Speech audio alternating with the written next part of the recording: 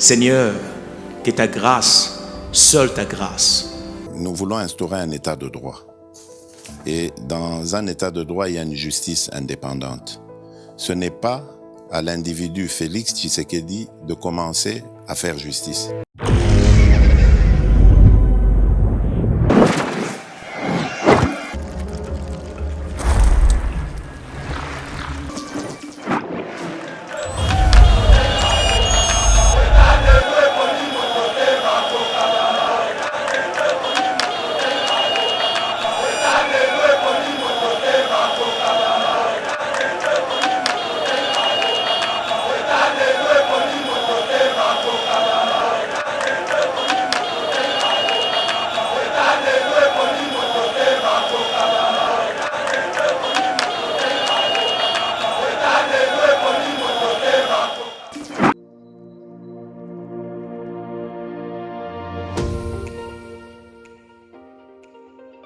La République démocratique du Congo est un géant au cœur de l'Afrique.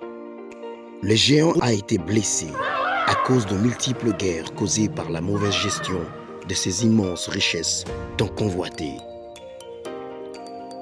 Lelo géant a telemi pona kotonga mboka na ye na ba élite ya sika ba congolais nyonso ya mboka pe bandeko ya diaspora. Plateforme projetrdc.com ezopesa ba opportunité ya ko travailler ensemble à distance.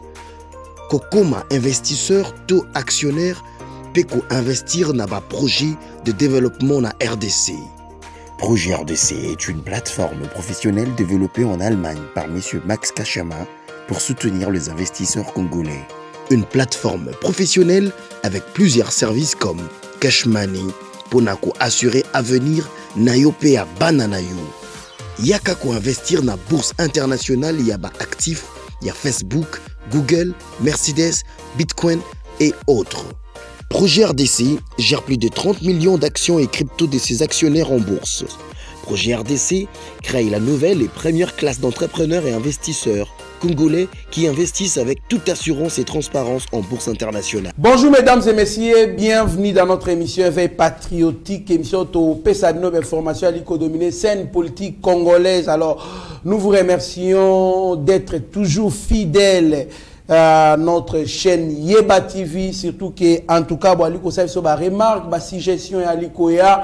C'est grâce à cela que toi Liko s'est développé. Merci beaucoup. On a 120 000 abonnés. On va toujours fidèle. En tout cas, Tokolobela Bongo Maïmatali politique Assemblée nationale commission mixte paritaire Bongo Oezali dirigée par l'honorable André Mbata. Pesa bon rapport bazaki ko étudier ba dossier individuel ba candidat membre ya CENI bien que ezali toujours ko poser problème au niveau de la confession religieuse. Nous allons aussi parler pour notre dossier passeport. En tout cas na likola laté na si bande na pe ba likola laté ba liko tungisa biso mingi pona passeport, surtout Afrique du Sud, France, Belgique ya liko bimate lelo babenga kota bandeko ya Tunisie, si je m'abuse pas na tongo araba lipe koloba lobby n'ambassade ya na biso na kata Tunisie, il y avait beaucoup de désordre. Donc nous allons en parler dans cette émission. On a retrouvé un aéroport ce qui est en bongo mais mini na Walikale les alliés parmi les territoires qui ont touché na ba massacre kuna na est kuna alors aéroport les alliés wana pona ko memaka bongo ba minéré au bali koiba tokolobela on a kati ya émission 19 au total la liste des sociétés concernées par la contrebande et la fraude douanier des produits pétroliers dans les Haut-Katanga. Tokolobela on a kati émission pourquoi pas pétrolobela ndenge ba députés nationaux il y a FCC branche Joseph Kabila ba ki bongo na ko bima na salle il y a plénière lobby. Pourquoi? Puisque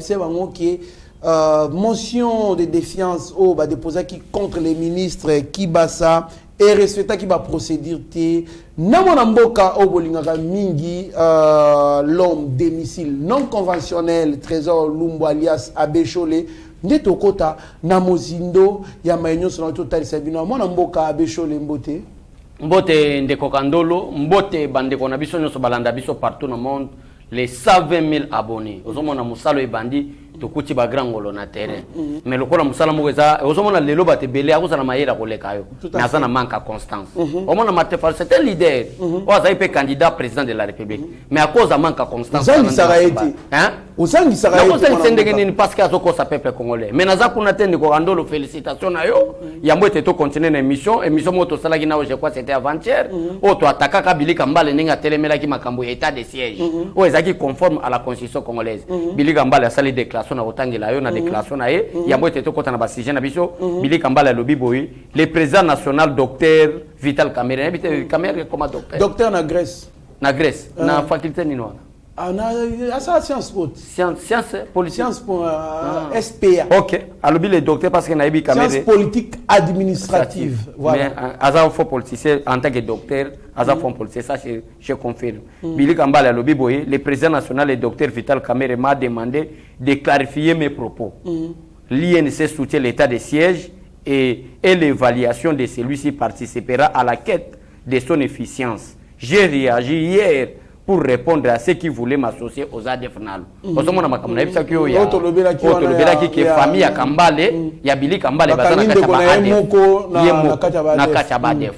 Alors que nous on terme l'état de siège nous sona il faut omibeta katolo ndeko kende liboso na musalo zo salo zo soutenir président Fati lelo Bilika Mbale alanda ki wa bangi. Alors que Kamerhe m'a demandé or eza jeune ba on a Vital Kamerhe Kamerhe ça le kola muze rôle ya sapeur pompier parce que le secrétaire général qui peut ça la déclaration sans consulter l'autorité morale impossible alors Kandolo au lieu commenter bon il faut yebisanga kende ko Trésor Lumbu félicitations pour makambo lobo ça là dans les frais donc on a dit que ce type manque la constance ce type manque la maturité politique mais yo ndimela kingate un homme qui a la constance politique un homme qui a la maturité politique a ko ça la déclaration lokola Bilika Mbale te ta la sort ya ba déclaration immature politique sort ya bato basangi constance politique ta la sort. Et puis pourquoi c'est pas citer les noms de Vital Kamerhe na tweet wana c'est pour blanchir Vital Kamerhe c'est blanchir Vital Kamerhe Kamerhe atinda bato nae. Bon, nous les autres là, nous sommes des parlementaires debout, reconnus dans le parti. Voilà. Nous sommes les membres de l'IDPS. Nous avons des cartes en tant que membres de l'IDPS. Mais on n'engage pas l'IDPS.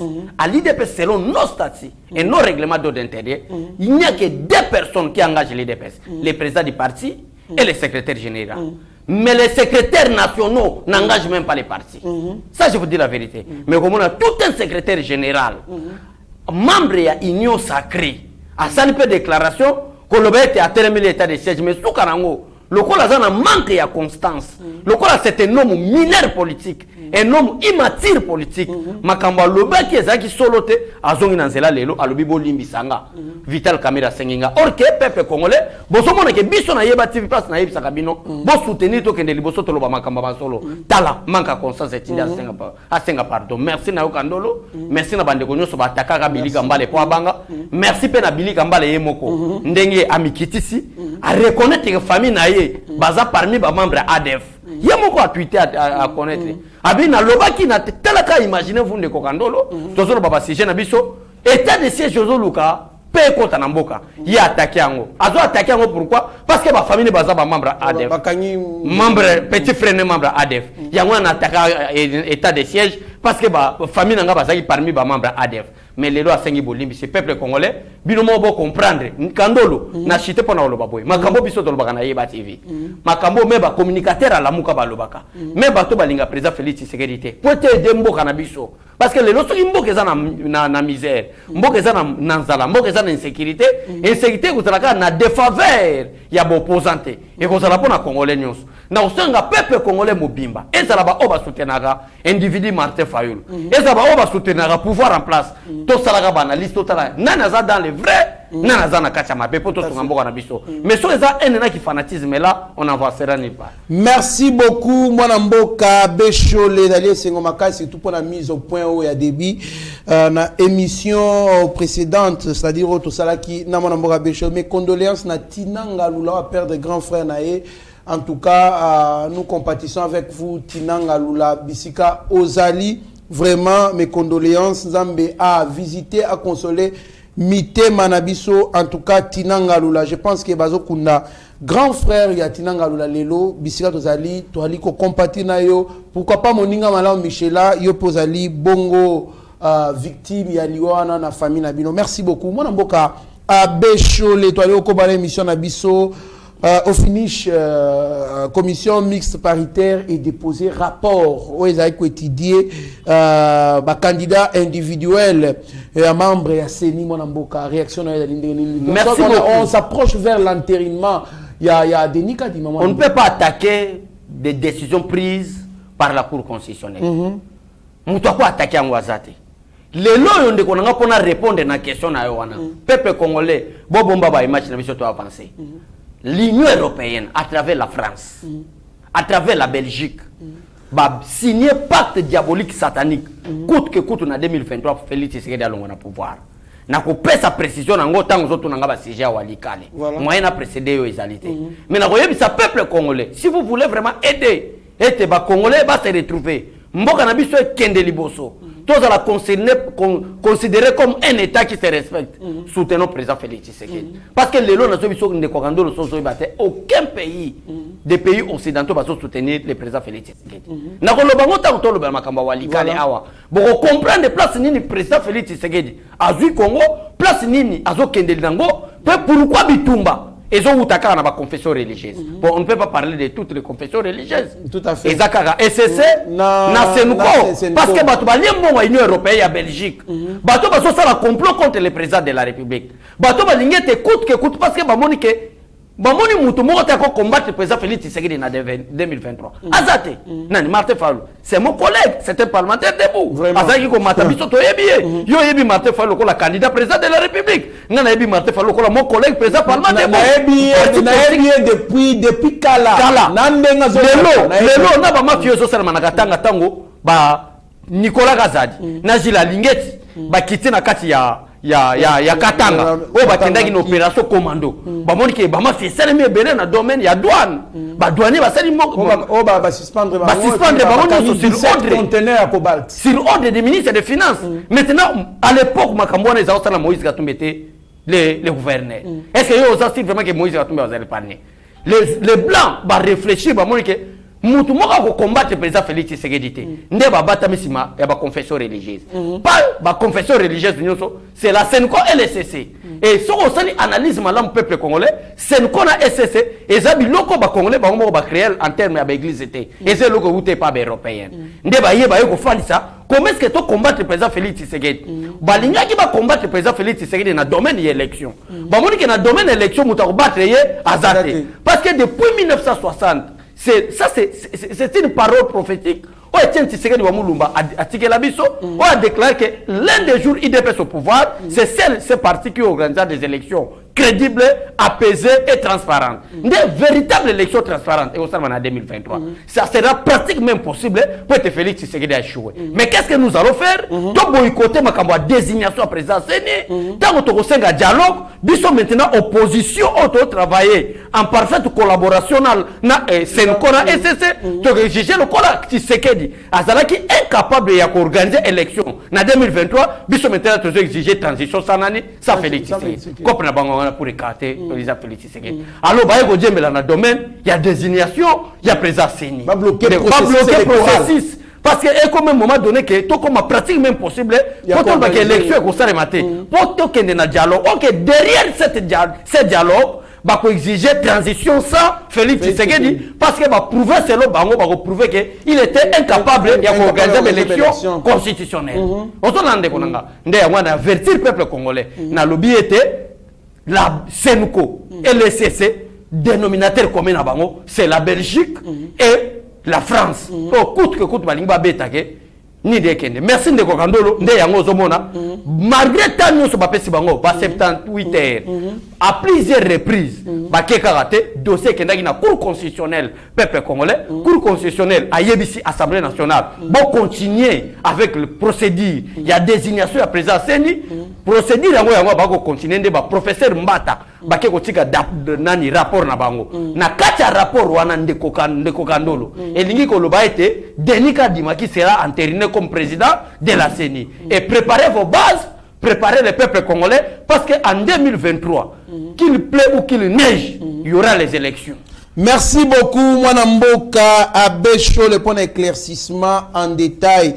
Il y a stratégie, ou soit il y a agenda caché, il y a des confessions religieuses au Bali vraiment contre candidat Denis Kadima au Bangomoko d'ailleurs Bali qu'on reconnaître que en tout cas na ba candidat qui présenté comme ba candidat ya présidence ya Seni, il n'y a aucun candidat qui a un profil sur le plan technique ou na ba compétence ou une expérience professionnelle que le Denis Kadima Bali qu'on reconnaître ba à tout mais sinon, on ne comprend pas pourquoi on ne le veut pas. Puisque toi, la donation à Béchola n'a pas preuve. Voilà, Ndeko Kandolo. Pasteur to sala ke mission to lukai kombo nae. Comme on les a pasteur Nzinga. Pasteur Nzinga. Oyo. Na ke ko sala ba recherche comment est-ce que toi va le pasteur Nzinga. Oyo donation chole. Soi-disant Babé vek abbé. Soi-disant abbé. Oya qui na dossier à corrompre les pasteurs Nzinga. Qui sera sécurisé même par la MONUSCO. La MONUSCO, voilà. MONUSCO est incapable, tel qu'il est MONUSCO est incapable de sécuriser les mamans qui sont violées. Na Walikali, na Butembo, na Beni. Mais MONUSCO a sécurisé Pasteur Nzinga au moment où à Kinshasa nous avons la paix. Plus que les partis est de la République démocratique du Congo. Ça c'est premièrement. Deuxièmement, ba confession religieuse mi balé oyo SCC oyo utape libanda mboka oyo utape Europe ba eko kosa biso Bible na ebite Bible totangaka yango zomona les Congolais pris mais nzamba ezose makasité malheur quand c'est parce que Bible oba ba confession religieuse ba yerango Bible oyo SCC na catholique ba yerango je ne crois pas que ça Bible sainte Bible oyo comment en Israël pour contradiction za makasi entre bango donc par rapport à makambo bazo te na ba osana pratique totalement différent en un mot en tant que serviteur de Dieu. Quand on parle du consensus, cela veut dire l'amour. Oui, l'amour. Mais quand vous n'avez pas l'amour, en quoi on vous appelle des serviteurs de Dieu? En quoi vous êtes les bons exemples?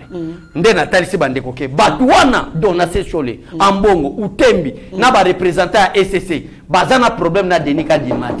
Bazana na problème na président Félix Tshisekedi. Balingi élection salemate. Yango na ko yebisa peuple congolais. Coup d'état na Congo ko salemate. Ba coup d'état bazana ko linga et salema. Et rata déjà. Façon à ko écarter président Félix Tshisekedi, ezali était to kende ko sala organisation de l'élection té. Tango sen ko ko bimalo ko la médiateur, nanga bwana la muka ko sala déclaration du fait que Félix Tshisekedi a prouvé incompétence naie de ne pas organiser les élections à délai constitutionnel. To lingi to kende transition saïe. Voilà. Parce que biso to sali 37 en opposition. To yebi comment fragiliser les pouvoirs en place. Makambo de golekate. Tozo kende na procédure normale, élection au Salema, Moïse Katumbi, Martin Fayulu, Adolphe Muzitu, préparez vos bases, conscientisez vos bases parce qu'il y aura les élections en 2023. Préparez aussi les témoins. To boy voir le baquet témoins exacté. Mais na donation les choses na posta, il y a aussi la Senko comme un parti politique. Ministère intérieur des Arabes, au Peksa Mototé. Qu'on se crée parti politique dans la condition établie. Tika, au moment où qui nous met à Makasi na Congo, nous allons à Makasi na Congo. Tu as posé un bon habitué de tomboama, changement à la Makasi. Mais vous devez prier. Au Tigre Moussala, vous priez, au Yékou Kota Makamba politicien. Et vous manquez l'amour, vous manquez l'esprit consensuel, mais besoin de Kamoye Botel Sabat Makamo Sunde à Watolobike, Batouana Bana problème na Denis Kadimate, Bana problème na président Félix Tshisekedi. C'est que je demande maintenant. Ndeko Kandolo na bateau nous sommes proches à président Félix Tshisekedi bafongo la mission. Il y a un complot entre la Belgique et la France à travers des confessions religieuses, l'église catholique et la Senko. Comment combattre le président Félix Tshisekedi pour 2023? Merci beaucoup Mwanamboka Bechole. Il faut beaucoup se préparer, surtout sur les plans aussi électoral. Il faut qu'on bongisse ça à base, qu'on bongisse ça bien, parce que toi, li ko risque toi la surprise na ba réunion ali ko salema na coucou pour na ko renverser pouvoir surtout en 2023. Donc en tout cas mobiliser les bases, surtout batu o bali ko sonye mo mboka. Mobiliser les bases. Moi, Mboka, à Béchotolé, au Kobana émission Nabiso, on a retrouvé, moi, Mboka, aéroport na Walikale. Walikale, c'est parmi les territoires trop fragiles. Oyo, Bongo, Adef Nalouba, Operaka, Oyo, massacre, tuerie. Et c'est Maramakasi. Alors, Kouti aéroport. Aéroport wana toyebi bien que bali copier guerre ya eso ezali wana pona ko déstabiliser mboka oyo de sorte que organisation ya bien ezala te kuna instabilité ezala implanté comme ça miyibi ba profiter ba piller ba minérer na biso ba kena nango. Mais on a trouvé un aéroport où ezali ko évacuer bongo ba minérer na kati ya na biso na libana mboka mwana mboka réaction ya liné ndeko nanga biso to soutenaka fati toza na raison yango so bona bato baluka ba attaquer biso ba kokate parce que toza dans les vrais to soutenaka toza na vrai aéroport wana eza créé na régime ya Kabila Joseph na moment bazo ko sabiso insécurité na moment bazo ko sabiso que nos parents sont violés na Walikale ndeko nanga Walikale za terrain moko boy ko chamutute mais à notre grande surprise ba créer aéroport avec objectif ko bimisa ba minerai ko bimisa diamant or na biso au peuple azala kata misère peuple azala kata coltan zo bima 5 autorités de l'état za la représenter wana ezo bima ngona pete wana régime à Kabila wana ba koko nyangi ba monate wana ba lambert mende baza ko expliquer peuple congolais te ezala mo to ba communicateur mo ya nzala depuis Kabila l'équipe 18 ans à pouvoir bazala qui incapable ba somela ba attaquer $4 000 mais baso 17 peuple bazala nzala baso tama makolo baso nyo kwa mabazana elo côté lelo je vous dis la vérité bana niveau le bana ko tanga ko moneta azana niveau na ngate ouais veille patriotique na kotanga kombo na yete mutu moko ba uta ko beta mikolo akosi ki bata ide pesa beta kai ya PPRD mikolo na moni alamuki alamuki pour le dossier RAM et bimi alinga ça la récupération politique na RAM maintenant la bata PPRD ba aventure escroc politique mais il faut dire la vérité d'abord c'est la honte à un homme qui a étudié d'avoir un président comme Joseph Kabila mutu atangi classe né sérieusement oh même dans le parlement européen bafinga Kabila Joseph je cite bien les noms ce n'est pas moi ce sont des parlementaires européens de Kokandolo Hollanda vidéo balobi ke batia na tête à Congo pour nous manipuler parce que c'est un homme moins intelligent et l'équipe non na ba université pour avoir un président comme Joseph Kabila bon na kota na biloko toto préparé bango na 2020 otanga kombo kasi molisho so babenga so mogisho moi j'ai un homme moko boy mogisho qui n'est même pas marié mais déjà à l'âge de 50 ans azo prouver déjà que c'est un aventure âge à 50 ans bali nante 50 ans au bala âge mais biso kutu ba petit oyo bo to ko na biso mikolo mais par rapport à azana ikara biso déjà ba 20 ans je pense que eza oyo honorable même que ba ebisa na pata bi ozo outa na quartier la ne quartier le plus pauvre voilà siko la ville de Kinshasa siko ba moni dossier ram bon là mon nyoso président Félix Tshisekedi azo sala ba découverte nyoso diso que de découvrir que même na Walikale ezaki na aéroport wana bata FCC babosani balabo balingi ba djembe la dossier ram ba komi ko sala ngona ba vidéo ram nanga je ne soutiens pas Gibasa parce que Gibasa aza na sous autorité nangate aza na sous autorité à l'Assemblée nationale wana à travers papa mboso so ba monique parce que nous sommes vrais to ko sakaté to lutter pendant 37 ans pour l'intérêt du peuple congolais ce qui va comprendre au niveau de l'Assemblée nationale que Kibasa aza malamu ce n'est pas à moi encore ce n'est pas au président de la République priorité d'abord c'est au niveau de l'Assemblée nationale oh ba ko suspendre le ko ba monique dossier ezango gravité batiki mais ba arranger makambo pour l'intérêt du peuple congolais siko ba ta PPRD babandi ko djembela rango mais ba bosani que sous Kabila ba créer aéroport na Walikale pour évacuer ba minerai na biso frauduleusement mais wana baloba wana bakiselo kama lo osola oui c'est frauduleusement mais wana baloba kate balingi ba djembela dossier ram or que toza misunga na bino Fati aza élu de Dieu voilà Fati aza élu du peuple le lo oyo ndeko nanga batu batanga mibeko mboka te l'article 5 ya constitution ozwa osala relation internationale ozana mo partie annoncée à droit l'article 5 ya constitution balubi était la souveraineté de l'état appartient au peuple c'est-à-dire selon la constitution congolaise celui qui est souverain, c'est le peuple. Bon, ceux qui peuple mobimane, ça plus de 80 millions. Babimi na 80 millions conformément à l'article 5 qui stipule que la souveraineté de l'État appartient au peuple. Nous avons trouvé à manger, nous avons trouvé à boire. On mange calmement. Maintenant, il y a la paix, il y a la sécurité. Félix Tshisekedi, plus de 80 millions babimi na baba balubi que kolonga pouvoir tetikala. Conformément à l'article de la Constitution, comment est-ce que vous allez interpréter cet article? Okay, le peuple souverain wana to pesa bango exemple à faire to bengango ta faire révolution française où le peuple avait dit non au roi. Voilà. Baboma militaire batave pardon babalusi mindu ezaki na peuple babalusi mindu batalisi na royaume na côté ya na côté roi. Donc je pense que le peuple est souverain. On ne peut pas parler de l'État sans le peuple. Partant la théorie, il y a Léviathan, il y a Thomas Hobbes. Attends la théorie, il y a Jean-Jacques Rousseau. L'État est créé par les peuples. C'est les peuples, non injustice, c'est qui? C'est le plus fort qui gagne souvent. Alors, tu légué pouvoir dans Moutumo Boye qui est comme un Léviathan à gérer Bissopona. Un partage équitable, il y a Biloko, il y a Mboka. Moi, Mboka, Béchol, toi, Lyokoba. Dans l'émission Éveil patriotique, vraiment, ils allaient pas si mingi, botala, les gens qui prennent cette audace-là, l'élo, il y a qu'on lobé la biso, il y a qu'on recadrer bateau. Il y avait des aéroports fictifs, des aéroports fictifs, où ils allaient uniquement pour piller nos minéraux. Bah, minéraux là, c'est en complicité avec l'autorité locale, Misusu, Awanakin, voire même Naba province wana ils allaient pas si mission ya Kabila ezalaki était quoi la mission de Kabila au Congo ezalaki ko rendre peuple malheureux on a même la parole de Dieu clair la main qui donne c'est celle qui domine Kabila yaki vraiment na mission moko to rendre peuple plus malheureux plus pauvre bisoto comme donc plus pauvre bisoto comme plus riche parce que Kabila c'était kadoko mutako boya ngwaza te na 1997 le 17 mai 1997 et ça pour la première fois na ba y a un nom de Joseph Kabila Kabange au Congo avant 97 kombo na yo mais na yo ko na 97 un kadogo d'office directement malgré il était président de la République il devient multimilliardaire et ça qui mission na bango pour rendre peuple malheureux parce que au jour d'aujourd'hui Ndeko Kandolo Kabila a plus d'argent que la République démocratique du Congo tout à fait là c'est connu de tous Azana Mbongo imaginez-vous Ndeko Kandolo la fois passée tout ça l'émission notre moi partie économie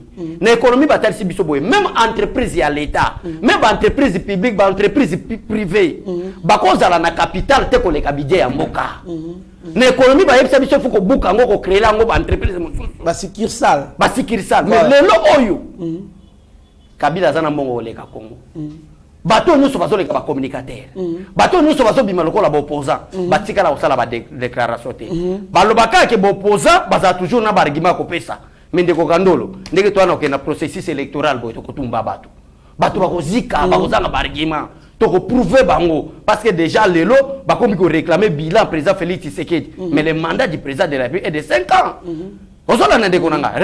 nous allons justifier le mandat du président de la République à la fin de son premier mandat. Et la fin du premier mandat du président de la République commence juin 2022. Ça, c'est nous sommes vers la fin du mandat du président de la République. Mais, bon, ça la calme, calme. Merci beaucoup, Mwana Mboka, Abbé Cholé. Et Zalé Sengo Makasi, tant que tu as mboka, mais surtout avec passion. Voilà. Et surtout tant que tu as découvert toujours Makambu Yamabe, où ils ont un régime passé.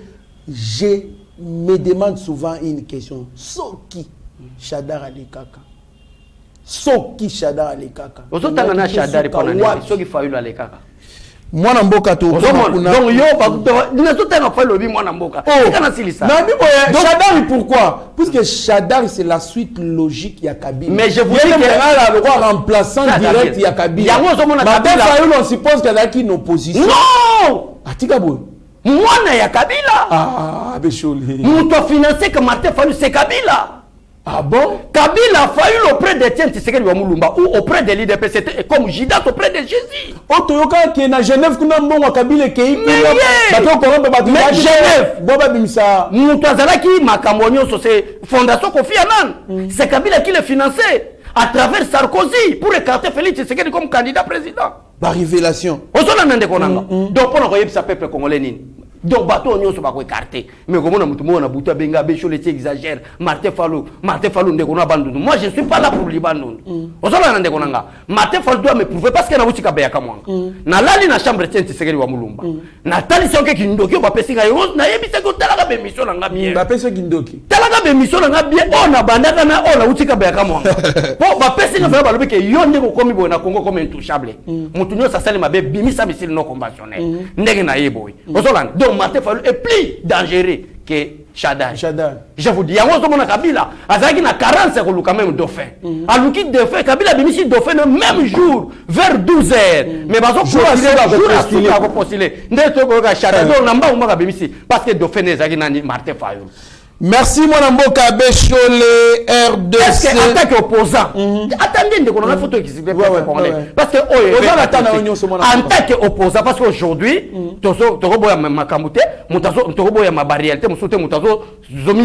soi-disant comme opposant, c'est Martin Fayulu.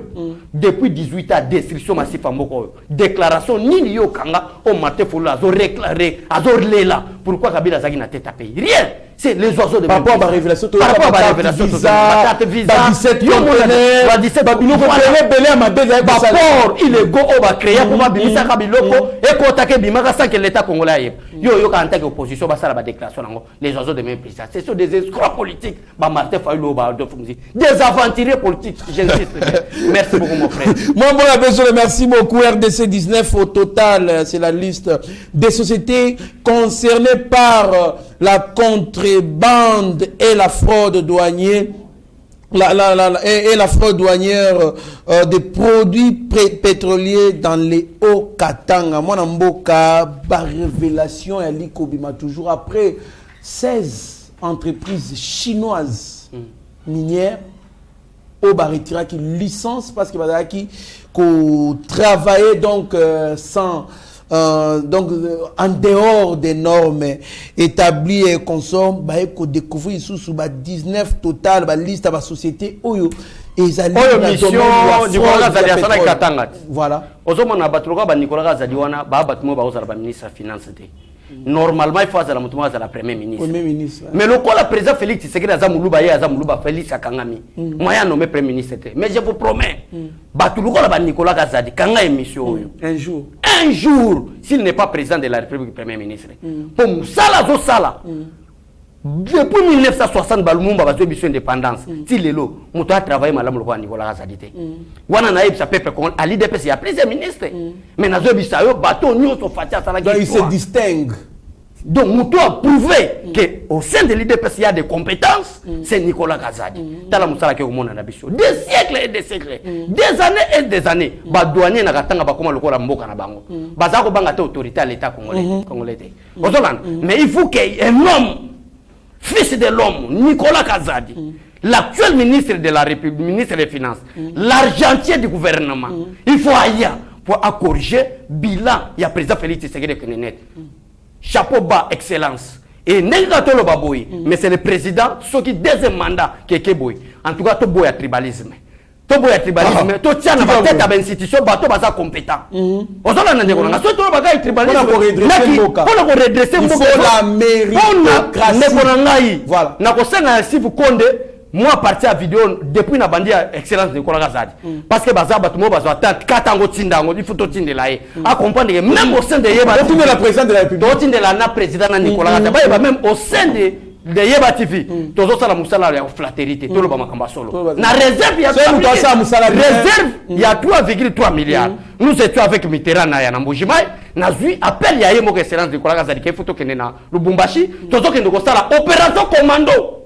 Pour le Kokanga douanier, accompagné de Gilles Alinguet. Et tous ils sont suspendus. Nous les sommes pas suspendus. Si on monte à boyer, ils ont la poste à caca. Bon, après ça, après ça, le repos comme ça. Jamais. Il faut qu'on défende. Il y a un président de la République. Bateau, bateau, qui biso. bon évangile selon Matthieu Tolandaka selon Marc africain moko azalaka te mutu akabeyaka monga kote na bino azalaka te yo mona déjà ba congolais babota meti bino bolinga balobela bino vérité soko moni mama no ayena mwana meti na ndao seka bima na mundele mama na ngai ba misi non confessionnel ba oboya dose la bino na 2020. Merci beaucoup madame Mboka Becho, les ministres affaires étrangères. En tout cas, s'il vous plaît, ba congolais bali ko souffrir na Tunisie. Ambassade lobby ezaki donc somme désordre kuna. Na France, na Belgique, na ba pays ebele to ebité ba ambassadeur so basala nini. On nous a parlé d'une maman Lukusa, ambassadeur il y a RDC na kati ya Tunisie. Vous allez coexister depuis Mobutu. Non, s'il vous plaît madame. Trouvez solution pour na ba Congolais. Trouver solution. Ce qui carte consulaire à côté que la bango na $35 ou imposer mutunyo to azoninga bima to kota. Il faut azana carte ou nous imposer ba Congolais ba sur ma carte or ils ala gratuite cette carte là. Nous attendons na diplomate de formation. Na ebike ba domaine ya ambassade ozakana koto ambassade koto yo consulat. Na consulat ya makami mingi ya gratuit. Na ambassade ne za makamobo ya et puis consulat est trop proche na peuple congolais. Consulat za bongo. Ceux qui congolais mo akufi. Consulat ndem te okende basa nini ba sungaye et autres. Mais tozali ko regretter vraiment to kaisa loko la soko yo na tête ya ministère affaires étrangères mambo changer mais bato bali ko souffrir na Afrique du Sud pour un passeport problème. Ce que baninga bana poso ba ko visiter mbona mama ya neni sans passeport atabino moko. Non, ceux qui domaine ont simbaté vraiment ngana ko la la tina okangami soute mona mo. Yo pena ministre affaires étrangères bato wale ba passeport ko la pongi. Nanu nga minute oyo ata na za di domaine tende ko sala relation internationale wana. Ba nomenga premier ministre. O mona tu basalo bakenda ko sala bato audience pour na kozwa identité non en air. Il faut natinda bato nga ba iba réalité le ka kuna. Voilà. Salouana tout commence là-bas. C'est pas normal. C'est-à-dire pour avoir un passeport et c'est ngelo zana représentant mo ya aner na représentant mo ya ministère affaires étrangères moyennant quelque chose pour avoir les passeports. Tout à fait. Ce n'est pas $99 hein. Il faut payer $150 $167. C'est pas normal. Ndeko Kandolo, $99 ezali fiche oyo somba ya l'état. Mais il faut avoir un représentant na yo na Gombe na biro mo ya aner. Il faut avoir un représentant na yo na mo na formalité bengo pe azo asiro que dans 4-5 jours passeport ebimi. Nyo so anza na mato ya ministre ayo kate. Bango ba yaki kosunga présidenté. Bango ba yaki ba welela ki ministère affaires étrangères pour ba ça en contact na Washington, ba ça en contact na France. Comment ba ko kwesa président est un grand diplomate hein. Ah, ta la franc djonga lo ba. So obeta poste mona ko Kandolo, zela na peso moi expérience on a yebe pas fati. Na moment oyebi mutu mo baza obenga mubaki. Valentin Moubaki. Na moment Félix Tshisekedi atikeli bango parti. Bango bazo boule que après la mort de Tshisekedi zalaba Moubaki batiba. Mais Tshisekedi Félix tata na zo yekol c'est quoi la diplomatie au pays africain? Parce que les pays africains ça la diplomatie ko tiko gérer mboka wote. Ça c'est la vérité. Il y a wana Frank Dionga ça la déclaration à lobi boye. Tshisekedi a constitution na ba mobilisation, ça c'est la parole de Frank Diongo que je respecte. Tshisekedi a constitution na ba mobilisation na ba politique, mais diplomatie aye ko la mona ne. Tala Félix Tshisekedi ninga sakani na ba Belge. C'est pour la première fois un président élu au Congo. À qui États-Unis mais va déléguer le vice-premier ministre aux affaires étrangères à la président Félix Tshisekedi des États-Unis. Parce que tout président élu ou par un coup d'État na Congo doit d'abord passer par la Belgique. Mais contrairement au président Félix Tshisekedi n'a pas passé par la Belgique. Il est allé directement aux États-Unis d'Amérique, Belgique et Ningani. Na élection président Félix Ningani va dépêcher vice-premier ministre en charge de la relation extérieure. Oh Ezaki Didier Rendex. À qui Hollande président Félix Tshisekedi quelle est la politique pour aligner aux États-Unis sans passer par la Belgique. Donc, Félix Tshisekedi la Belgique va regarder la République par la fenêtre. Merci beaucoup, mais surtout nous mobilisons Batunion surtout Bali Kosteni Mokozamboka. Ba parti politique nous sommes dans union sacrée. Ba parti politique sincère.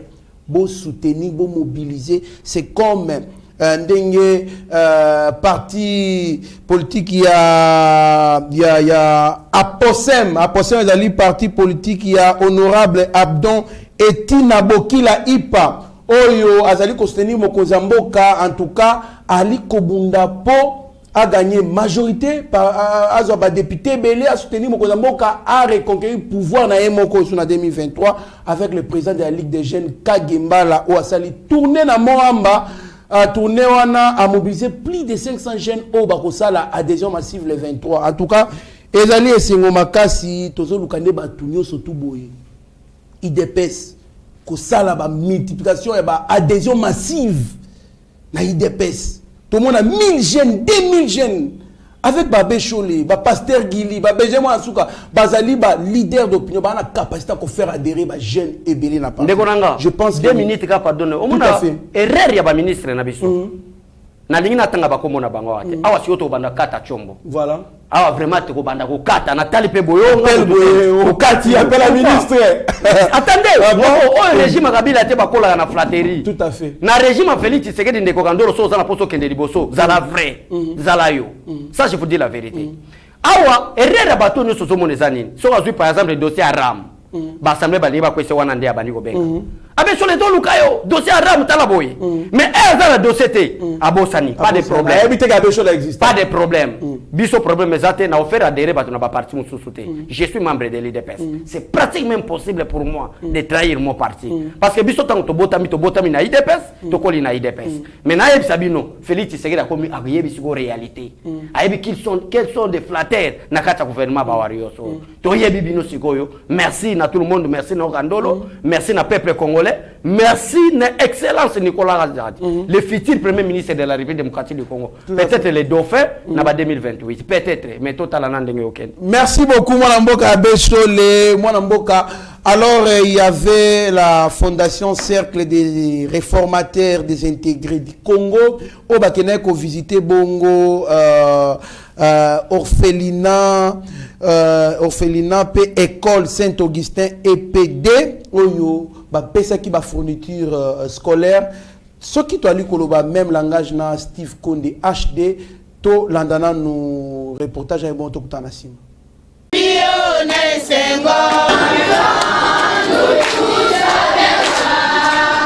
Elle a toujours la main sur le cœur, prête à servir. Elle, c'est Stéphanie Mbombo, présidente du Cercle des réformateurs intégrés du Congo, qui s'est rendue à l'orphelinat EEV Eden pour remettre des fournitures scolaires aux enfants.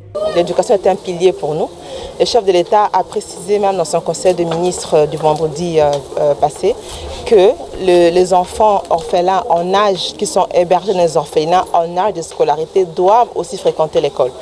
Donc le parti politique soutient l'avion du chef de l'État et soutient son programme de gouvernance. Donc voilà pourquoi nous sommes là, pour assister ces enfants orphelins, leur remettre quelques objets de scolarité, se rendre compte que dans les conditions dans lesquelles ils vivent, et écouter aussi la maman pour voir qu'est-ce que nous pouvons appuyer, comment on peut les accompagner même dans le jour à venir. Les orphelins, disons, ce sont les enfants de Dieu. Esther Eden, responsable de l'orphelinat, émue, a tenu à remercier Stéphanie Mbombo pour son geste. Nous avons beaucoup de joie de voir une grande dame, Stéphanie Anselier, pour venir rendre visite aux enfants et surtout les aider à aller à l'école. Les enfants étudient à EPD gratuitement grâce aux initiatives des chefs de l'État. Juste après l'orphelinat, celle que sa base appelle affectueusement la Dame de Cœur, a visité l'école Saint-Augustin EP2 où elle a remis au préfet la prime promise par l'État aux 56 enseignants de cet établissement. Elle en a profité pour appeler le parent à envoyer les enfants à l'école car la gratuité de l'enseignement promis par le chef de l'État n'est pas un mythe mais plutôt une réalité. Je remercie beaucoup l'accueil et la chaleur que j'ai reçue dans cette école, l'EPD Lemba. Et aussi, je suis impressionnée par la passion, la détermination, surtout la motivation des enseignants. Je vais simplement sensibiliser les parents qui hésitent encore, qui ne croient pas à la gratuité, que je suis aujourd'hui assise sur un banc d'une école gratuite. Accompagnons le programme de la gratuité, envoyez vos enfants à l'école, soutenez les enseignants du moins que vous pouvez par vos sacrifices, soutenez surtout la vision du chef d'État de la gratuité. Merci beaucoup, Wanezalaki Bongo, Madame Stéphanie Mbombo. Ouazali Bongo, coordonnatrice il y a Fondation Cercle des réformateurs désintégrés du Congo. À Kenya, on peut savoir ma fourniture scolaire, à KIP, qu'on visiter école Saint-Augustin EPD. Moi, je suis les qui ont placé un mot sur action et à Bongo. Merci vraiment à madame Stéphane. Vraiment, ma Stéphanie Bombo. Mikolo biso nous tombons soutenir ba maman. Lokola ba maman Fifi Masuka. Parce que na yebi ezana délégation moko ezana délégation moko uti lwala baba Zalia. Ouais, benga ki. Soko za informé. Yo kana yebi muta benga ki Nicolas Kazadina IJ. Aya ko kanga. On a 17 conteneurs. Ezana délégation moko ba uti lwala baba Zalia. Na yebi so ba benga ki. Donc soutenir maman Fifi Masuka akende liboso c'est l'actuel gouverneur. Moi mususa ko lobeza ngote. Mais keba ezana mutu ministre moko aza kuna na boy ko tanga kombo. Na directeur cabinet na ye. Na directeur cabinet na ye. Makambo zo lukawana ko kokate pika zalande ngwene. Ministre de l'énergie, voilà, merci beaucoup. Non. OSV patriotique. Ouais, merci. OSV patriotique. Biso to dénoncer ba anti-valeur. Voilà, ministre de l'énergie. Voilà. Azo sa campagne à Mabé contre madame Fifi. Ah, on a kina. Merci beaucoup mon Mboka Bechole. Alors toi ali ko soutenir maman Stéphanie Mbombo, c'est des bonnes initiatives. So Tanguy Jacques 27 et Jacques 1 27. On parle de la visite à Borfelin, ma veuve. En tout cas, s'il y a des gens où il faut être trop proches, sont des veuves, des orphelins. C'est une bonne chose. En tout cas, toi, Liko, soutenir l'initiative Yaboye.